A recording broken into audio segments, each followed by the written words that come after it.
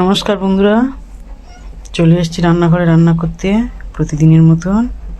আজও চলে এসেছি, তো চলো কি রান্না করছি না করছি একটু দেখিয়ে দিই।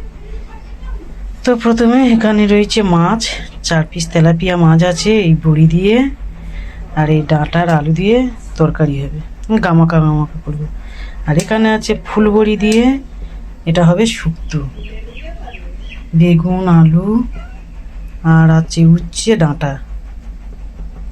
কাঁচকলা পেঁপাটা হলে ভালো হতো, কিন্তু ওটা নেই, তার জন্য এই দিয়ে একটু শুক্তো বানিয়ে নিচ্ছি, ফুলবড়িটা দিয়ে বানিয়ে নেব।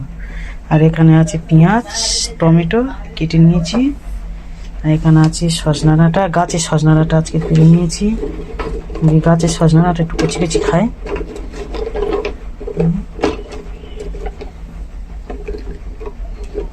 সজনা ডাঁটা আলু দিয়ে, সজনা ডাঁটা আলু তেলাপিয়া মাছ দিয়ে এই বড়ি দিয়ে তরকারি। আর এখানে আছে সজনা ডাঁটা আলু বেগুন দিয়ে আর সজনা ডাঁটা আর এই ফুলবড়ি দিয়ে এটা শুক্তো বানাবো। তো চলো, এটাই ছিল আজকের আমাদের দুপুরের মেনু। কেমন হলো বলতে এখন হয়নি, হবে। তো চলো বানিয়ে নিই।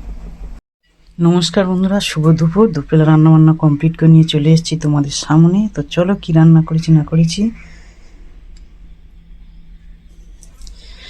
একটু দেখিয়ে দিই। এখানে আছে ভাত, আছে 2 পিস লেবু কাটা, আছে এখানে ডিমের অমলেট, এখানে আছে ডাল, পেঁয়াজ ফোড়ন দিয়ে, পেঁয়াজ তেজপাতা শুকনো লঙ্কা ফোড়ন দিয়ে মিশাই ডাল।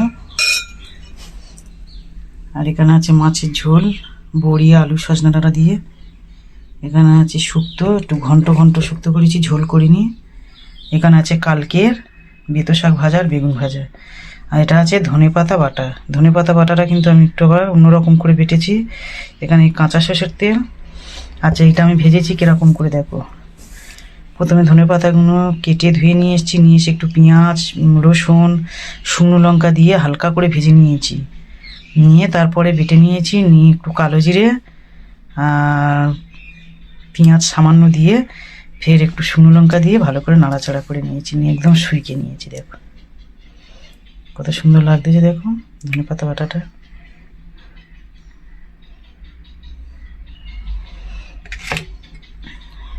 হেভি লাগতেছে, খেতেও ভালো লাগবে। তো চলো, দুপুরের মেনুগুলো কেমন হলো অবশ্যই কমেন্টে বলবে। ভালো লাগলে লাইক শেয়ার আর সাবস্ক্রাইব করে আমার পাশে থাকবে। চলো টাটা।